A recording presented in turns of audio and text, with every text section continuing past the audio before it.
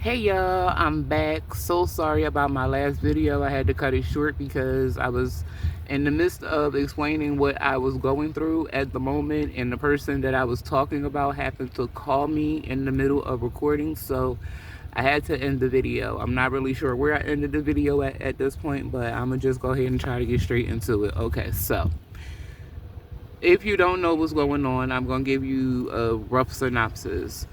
June the 19th, I found out that my mother had passed. I do not live near her. She is states away from me. But we at this time we had a really good relationship, and we kept in contact, and she was preparing me for this moment, but I didn't expect for it to come like right now, obviously. But we had a discussion where she told me she wanted to be cremated. Now, she never said it was anything related to finances, because she had an insurance policy. I never knew what her insurance policy was.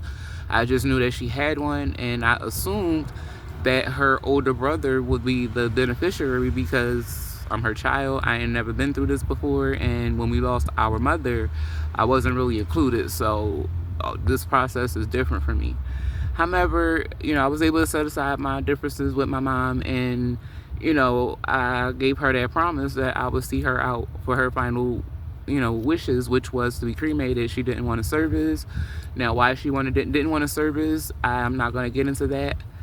But she made it very clear that she didn't want to have a big hoorah, and I was okay with that. I didn't try to talk her out of it, nor did I necessarily agree. It was more so like I heard her, and I left it at that because I know my mother's lifestyle. And once she told me why she wanted to be cremated, I didn't see the need to ask any questions after that, because for the first time in my 40 years of life, this was the first time she actually gave a damn about her kids, and that was the reason she made the decision that she did.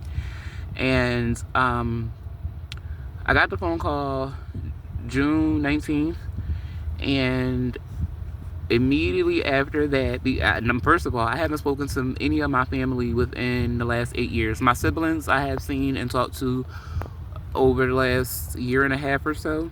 A few times, not nothing consistent, but a few times. I don't really know them because we weren't raised together, but I do remember the little bit of time we did have together. And you know how things go as a kid growing up when you get separated from your siblings. As a kid, you don't really get the right to tell your parent or your guardian, hey, I want to speak to my brother, I want to speak to my sister. And every now and again I did, but I was a kid, so it was like, okay, well, we'll get to it when we get to it. However, we never had nobody arrange any kind of like phone calls or meetings where we could have some kind of relationship as siblings. And as we got older, we kind of drifted. They went through what they went through. I went through what I went through. I don't know their story. They don't know my story. But as a grown adult, in my 30s, I'm like thinking, I'm processing everything, and I'm like, yo, that's messed up. Like, I don't have no relationship with my siblings, and it's not my fault. Like, it's my fault. It's my family's fault, because they were the adults, and they were the ones responsible to keep in contact with numbers, addresses, whatever. We never got updates. We never got photos. Report cards, graduations. None. We never got none of that. So all I could do is assume what my brothers and sisters may have went through. Now, we have had conversations where we have shared different experiences or whatever, and they did go through a lot of things that I didn't have to go through. Unfortunate for them, but fortunate for me, I didn't have to go through.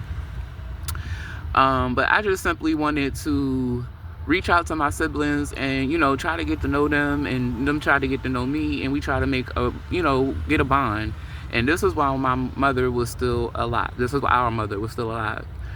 And that I tried to do that within the last year and a half, but having so many different personalities in the same room for the first time, it didn't go very well, unfortunately, and we stopped talking at that point.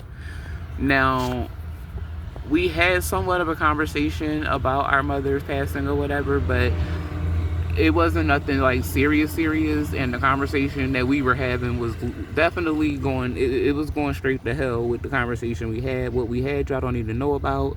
But it was a trifling conversation that we had. And hold on.